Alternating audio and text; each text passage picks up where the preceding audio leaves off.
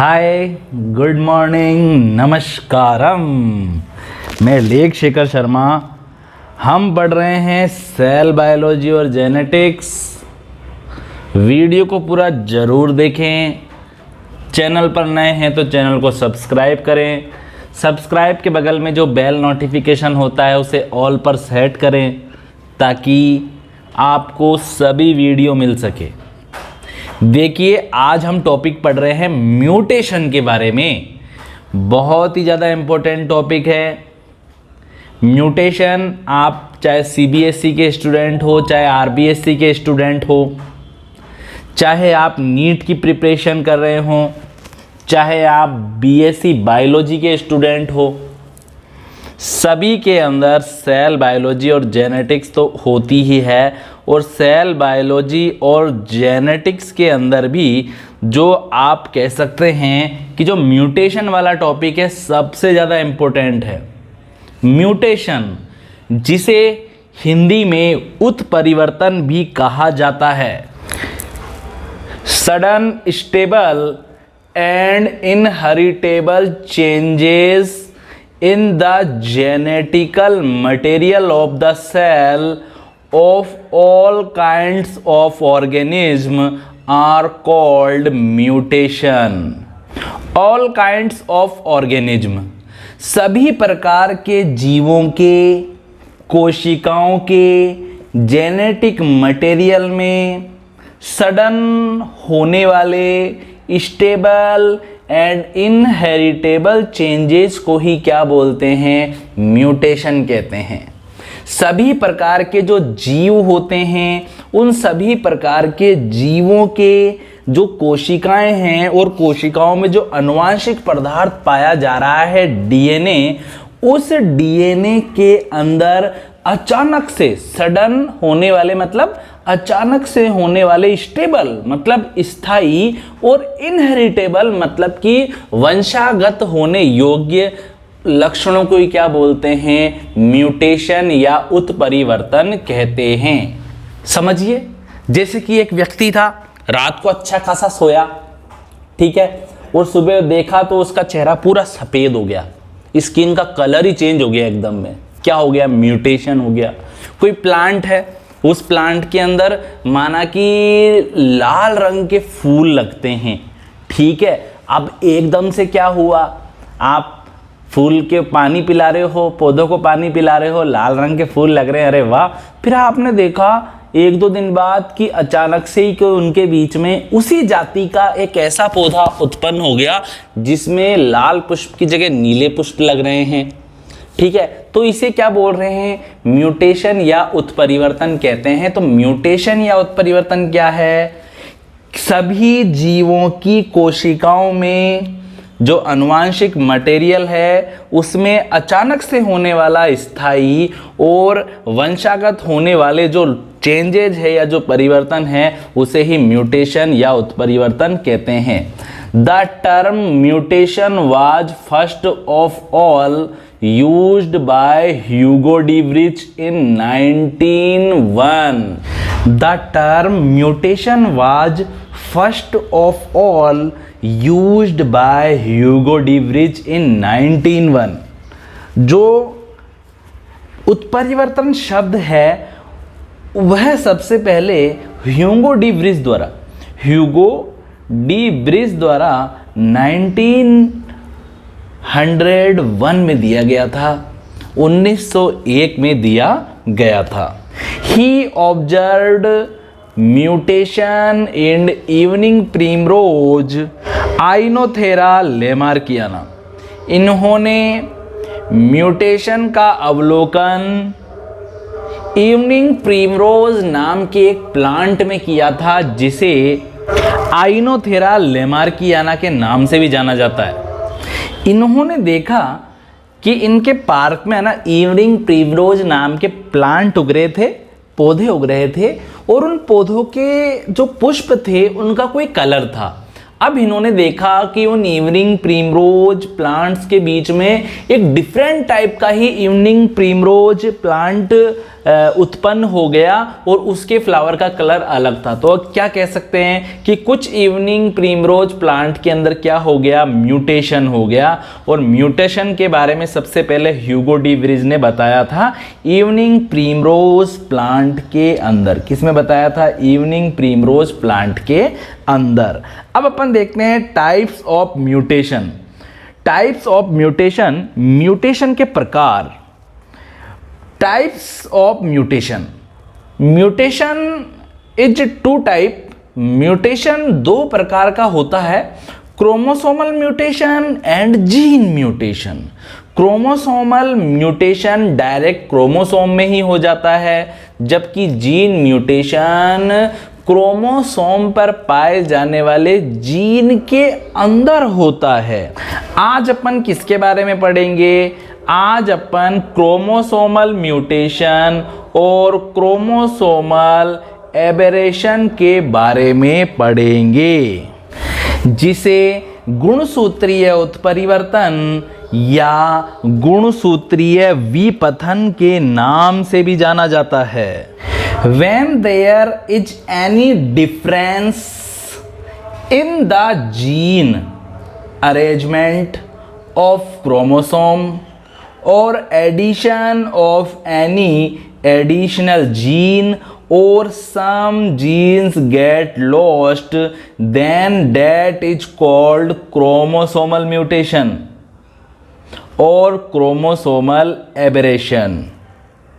जब गुणसूत्रों की जीन अरेंजमेंट में, जब क्रोमोसोम की जीन अरेंजमेंट में, मतलब जब गुणसूत्रों की जीनों की व्यवस्था में कोई अंतर आ जाए, क्या आ जाए? कोई अंतर आ जाए, या कोई अतिरिक्त जीन जुड़ जाए, या कोई जीन लुप्त हो जाए या निकल जाए, तो उसे ही क्रोमोसोमल म्यूटेशन और क्रोमोसोमल एबेरेशन के नाम से जाना जाता है। जो गुणसूत्रों में जो म्यूटेशन है या जो एबेरेशन है, यह टू टाइप का होता है। These are of two type, यह दो प्रकार का होता है। ए है numerical changes in chromosome, B है स्ट्रक्चरल चेंजेज इन क्रोमोसोम। यानी कि गुणसूत्रों में संख्यात्मक परिवर्तन भी हो सकते हैं। जैसे कि गुणसूत्र की संख्या हमारे सेल के अंदर होती है 46। कितनी होती है? 46। तो कितने हो गए? 45 हो गए, 44 हो गए, 43 हो गए, 42 हो गए, या फिर संख्या बढ़ गई जैसे कि 47 हो गए, 48 हो गए, तो इसे क्या बोलेंगे? न्यूमेरिकल चेंजेज इन क्रोमोसोम्स के नाम से जाना जाएगा। बी क्या है? स्ट्रक्चरल चेंजेज इन क्रोमोसोम, गुणसूत्रों में संरचनात्मक परिवर्तन। अब आप देखिए ध्यान पूर्वक, ए को अपन पढ़ते हैं न्यूमेरिकल चेंजेज इन क्रोमोसोम और पॉलीप्लॉइडी। गुणसूत्रों में संख्यात्मक परिवर्तन या बहुगुणिता। न्यूमेरिकल चेंजेज इन क्रोमोसोम और पॉलीप्लॉइडी, गुणसूत्रों में संख्यात्मक परिवर्तन या बहुगुणिता। The number of chromosome is always fixed in all members of a species. एक जाति के सभी सदस्यों में हमेशा गुणसूत्रों की संख्या समान बनी रहती है, चाहे वो राजेशिया हो, चाहे वो ब्रजेशिया हो, चाहे वो विजया हो, चाहे वो मनीषिया हो, कोई भी हो, सभी के अंदर 46 क्रोमोसोम है, क्योंकि सभी एक ही स्पीसीज के क्या है? प्राणी हैं। राजेश भी ह्यूमन है, ब्रजेश भी ह्यूमन है, मनीष भी ह्यूमन है। तो यहाँ पर यही तो बोल रहा है, all member of a species, एक जाति के सभी सदस्यों में हमेशा गुणसूत्रों की जो संख्या है, क्रोमोसोम का जो नंबर है, वो समान रहता है, फिक्स्ड रहता है। In this type of mutation there is no changes in the gene itself, but the number of chromosomes become double, triple or many more than it is called chromosomal mutation और polyploidy। इस प्रकार के उत्परिवर्तन में gene में स्वयं में कोई परिवर्तन नहीं होता है, जीन में अपने आप में कोई परिवर्तन नहीं होता है, बल्कि पूरे गुणसूत्र की संख्या ही क्या हो जाती है, 2 गुनी, 3 गुनी अथवा अनेक गुनी हो जाती है। इसे ही गुणसूत्रीय उत्परिवर्तन या पॉलीप्लॉइडी के नाम से जाना जाता है। ड्यू टू एबनॉर्मेलिटी और hybridisation in cell division the number of these chromosomes is changed।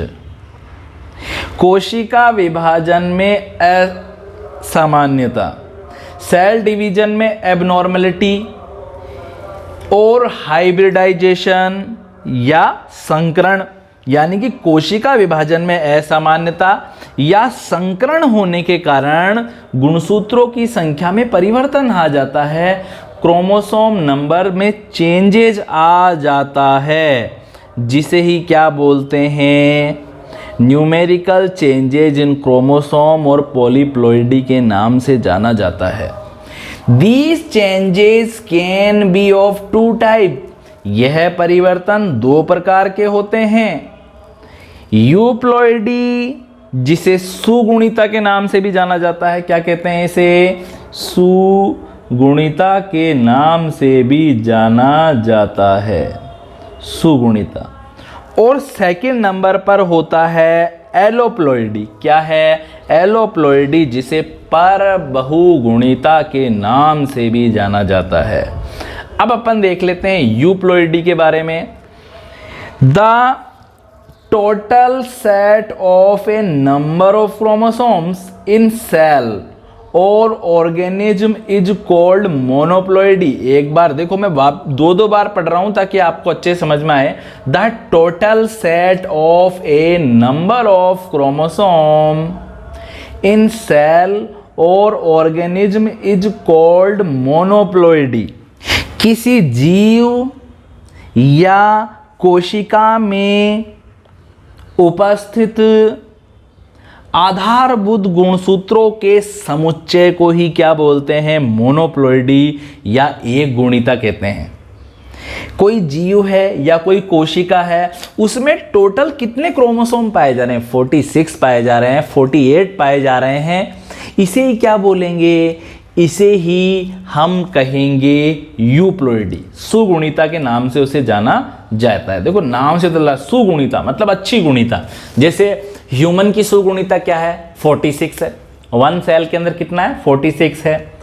The gaining of 1 or more complete set of chromosome is called euploidy. This can be 2 type. यदि किसी जीव के आधारभूत गुणसूत्रों में 2 या 2 से अधिक समुच्चय पाए जाते हैं तो इसे ही सुगुणिता कहते हैं। जैसे भी अपन ने पढ़ा कि the total set of a number of chromosome in cell or organism is called monoploidy. The total set of a number of chromosome जो पाया जा रहा है ना किसी सेल के अंदर, वही उसका क्या है, मोनोप्लॉइडी है। क्या है वो, उसका मोनोप्लॉइडी है। लेकिन अगर क्या हो जाए, उस टोटल सेट ऑफ नंबर के अंदर कुछ चेंज हो जाए, उसमें 1 or more set of chromosome और गेन हो जाए या ऐड हो जाए तो इसे यूप्लॉइडी के नाम से जाना जाता है। जो यूप्लॉइडी होती है ये भी 2 टाइप की होती है, ऑटोपॉलीप्लॉइडी एंड एलोपॉलीप्लॉइडी, यानी कि स्वबहुगुणिता और पर बहुगुणिता। अब इधर आप देखिए, अपन देख लेते हैं ऑटोपॉलीप्लॉइडी के बारे में, फिर अपन देखेंगे एलोपॉलीप्लॉइडी के बारे में। देखिए आप ऑटोपॉलीप्लॉइडी में क्या बताया गया है, देखिए आप ध्यानपूर्वक। नॉर्मल मियोसिस हुआ, साधारण अर्धसूत्री विभाजन हुआ, और अर्धसूत्री विभाजन हो रहा है पेरेंट्स के अंदर।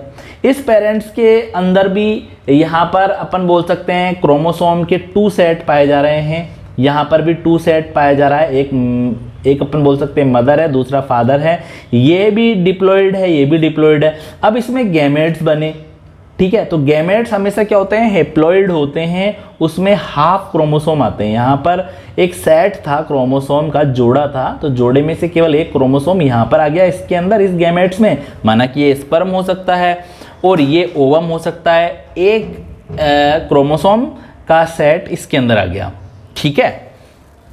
अब दोनों के अंदर क्या हुआ, फर्टिलाइजेशन हुआ, और फर्टिलाइजेशन से प्रोजेनी बनी, संतति बनी।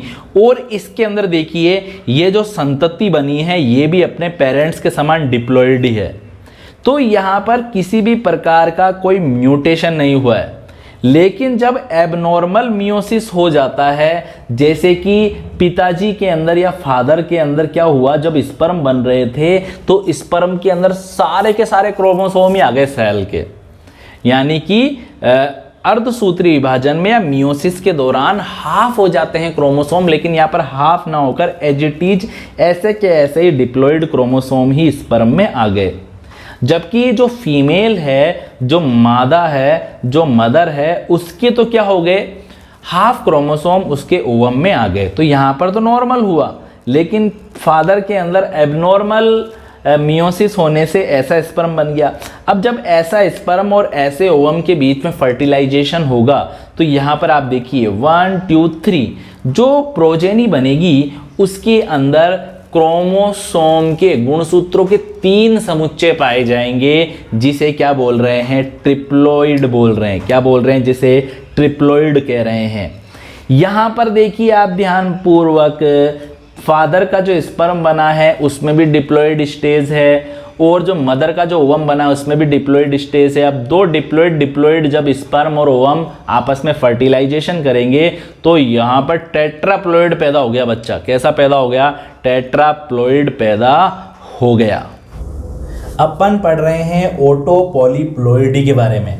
It is a type of euploidy where the additional set of chromosomes is derived from a parent or identical parental species। वह बहुगुणिता जिसमें गुणसूत्रों के समान प्रारंभिक समुच्चय पाए जाते हैं स्व बहुगुणिता या ओटोपॉलीप्लॉइडी के नाम से जाना जाता है।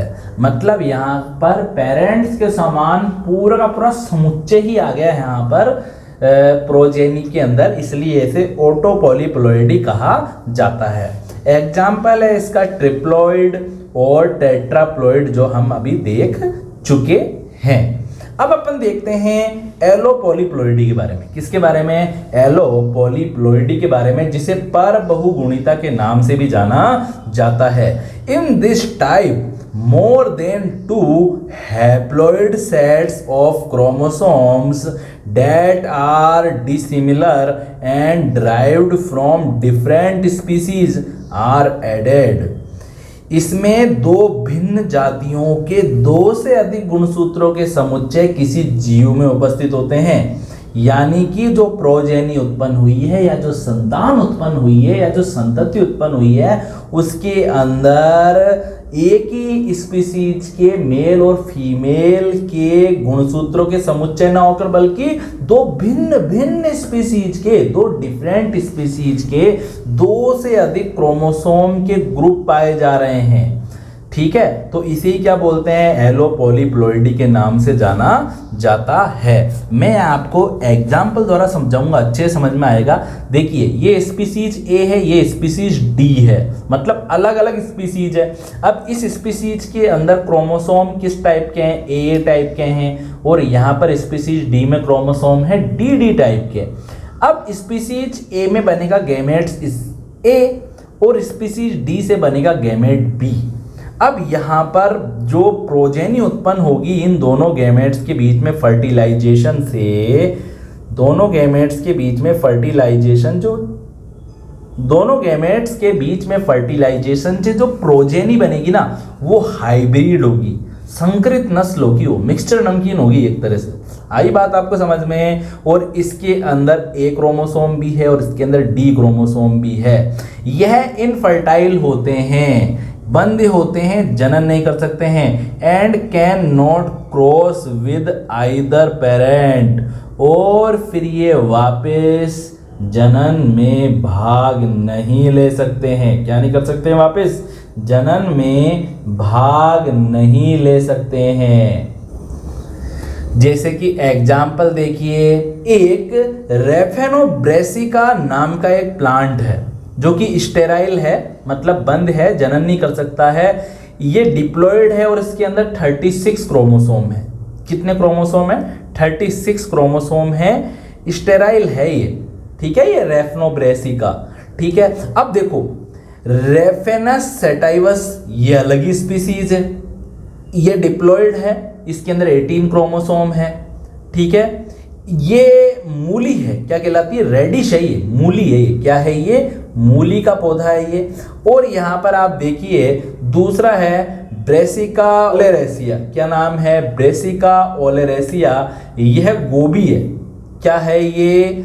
कॉलीफ्लावर है, गोभी है। और ये भी क्या है बच्चों? डिप्लॉयड है, इसमें 18 क्रोमोसोम पाए जाते हैं, ठीक है। अब यहाँ पर इस मूली के अंदर और इस गोभी के अंदर क्या कर दिया? हाइब्रिडाइजेशन कर दिया, संकरण कर दिया, तो ये हाइब्रिड प्राप्त हो गया रेफेनोब्रेसिका, जो कि स्टेराइल है और इसमें 36 क्रोमोसोम है। और जो ये रेफेनोब्रेसिका है इसके अंदर एलोप्लॉइडी पाई जा रही है, पर बहुगुणिता पाई जा रही है। इसके अंदर जो गुणसूत्रों के समुच्चय हैं वो भिन्न भिन्न या डिफरेंट स्पीसीज के हैं, ठीक है। अब अपन क्या देखेंगे? एन्यूप्लॉइडी के बारे में देखेंगे। किसके बारे में देखेंगे? एन्यूप्लॉइडी के बारे में देखेंगे। एन्यूप्लॉइडी को असुगुणिता के नाम से भी जाना जाता है। किस नाम से जाना जाता है? असुगुणिता के नाम से भी जाना जाता है। Aneuploidy is the addition or loss of one or more chromosome to the complete diploid chromosome complement of an organism। Aneuploidy या असुगुणिता का मतलब क्या है कि जो किसी ऑर्गेनिज्म का जो डिप्लॉइड जो क्रोमोसोम है, क्या है, जो द्विगुणित जो क्रोमोसोम पाए जा रहे हैं उसके अंदर एक या एक से अधिक क्रोमोसोम की लेस हो जाना या एडिशन हो जाना, ही क्या कहलाता है? एन्यूप्लॉइडी के नाम से जाना जाता है। यानी कि जो हमारी कोशिकाएं हैं और उस कोशिकाओं में जो डिप्लॉइड जो क्रोमोसोम पाए जा रहे हैं, जैसे 46 क्रोमोसोम पाए जा रहे हैं, अब उनमें एक या एक से अधिक क्रोमोसोम की संख्या में या तो कमी हो जाना या अधिक हो जाना, इसे ही क्या बोलते हैं? एन्यूप्लॉइडी या असुगुणिता के नाम से जाना जाता है। ये जो एन्यूप्लॉइडी है ये 2 टाइप का होता है, हाइपोप्लॉइडी एंड हाइपरप्लॉइडी। क्या होता है? ये 2 टाइप का होता है। एक तो होता है हाइपोप्लॉइडी और दूसरा होता है hyperploidy. It is 2 type, hypoploidy and hyperploidy. Hypoploidy का मतलब है अधोगुणिता। क्या है? अधोगुणिता। Hypoploidy is the loss of one or more chromosome from the diploid genome. यानी कि जो डिप्लॉइड या जो द्विगुणित जो गुणसूत्र पाए जा रहे हैं उसमें एक या एक से अधिक क्रोमोसोम का ह्रास हो जाना या क्रोमोसोम की कमी हो जाना ही क्या कहलाती है? अधोगुणिता या हाइपोप्लॉइडी कहलाती है। If there is loss of one chromosome, it is called monosomy, and if the loss of pair of chromosome, it is called nullisomy। जब आपके 46 क्रोमोसोम क्या है? द्विगुणित क्रोमोसोम है, 2n क्रोमोसोम है। जब उन 2n क्रोमोसोम में से केवल एक क्रोमोसोम की कमी हो जाती है तो इसे मोनोसोमी कहते हैं। क्या कहते हैं उसे?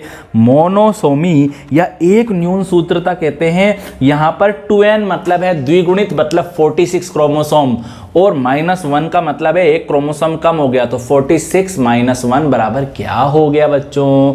45 हो गया।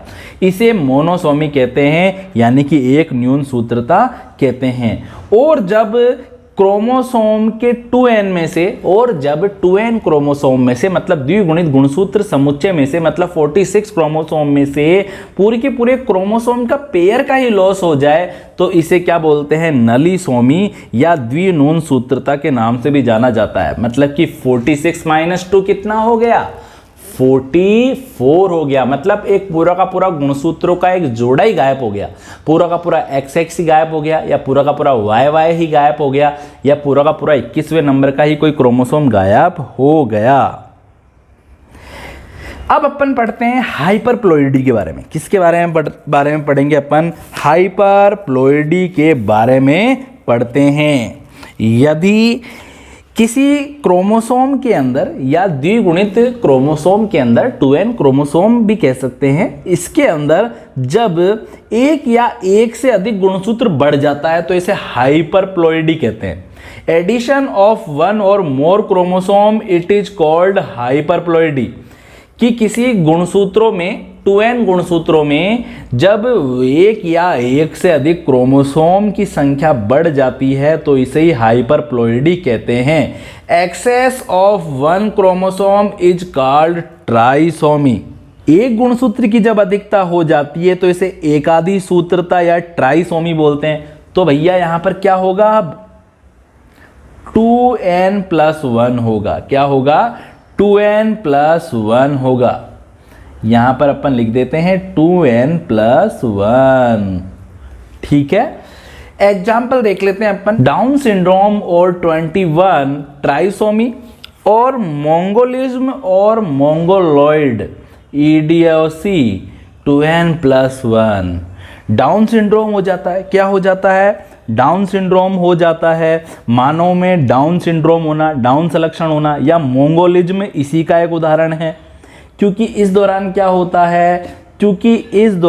होता है, जो 21वें नंबर का जो क्रोमोसोम है, 21ST का मतलब क्या है? जो 21वें नंबर का जो क्रोमोसोम है उसके अंदर क्या हो जाती है बच्चों? उसके अंदर हाइपरप्लॉइडी हो जाती है। क्या हो जाती है? उसके अंदर हाइपरप्लॉइडी हो जाती है, यानी कि ट्राइसोमी हो जाती है एक क्रोमोसोम की। ठीक है, जिसके कारण क्या होता है? क्रोमोसोम की संख्या बढ़ जाती है। 46 की जगह कितने हो जाएंगे? 47 हो जाएंगे। तो डाउन सिंड्रोम हो जाएगा। Excess of 2 chromosome is called as tetrasomy. 2n+2 हो जाएगा। लेकिन जब भैया एक साथ 2 क्रोमोसोम की अधिकता हो जाए तो इसे टेट्रासोमी कहेंगे, जैसे कि 2n+2 के अंदर। देखिए, आज अपन ने पढ़ा म्यूटेशन के बारे में। अपन ने पढ़ा कि जो म्यूटेशन है वो 2 टाइप का है। कितने टाइप का है? 2 टाइप का होता है।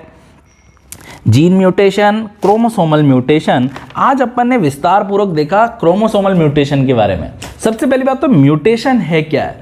सडनली और इनहेरिटेबल जो चेंजेस उत्पन्न हो जाते हैं किसी भी स्पीसीज के ऑर्गेनिज्म में, उसे क्या बोलते हैं? म्यूटेशन या उत्परिवर्तन कहते हैं। और म्यूटेशन 2 टाइप का होता है, chromosomal mutation, gene mutation. Gene mutation के बारे में अपन बाद में देखेंगे। आज अपन देख रहे हैं केवल क्रोमोसोमल म्यूटेशन के बारे में। इसे क्रोमोसोमल एबेरेशन भी कहते हैं। 2 टाइप का होता है ये।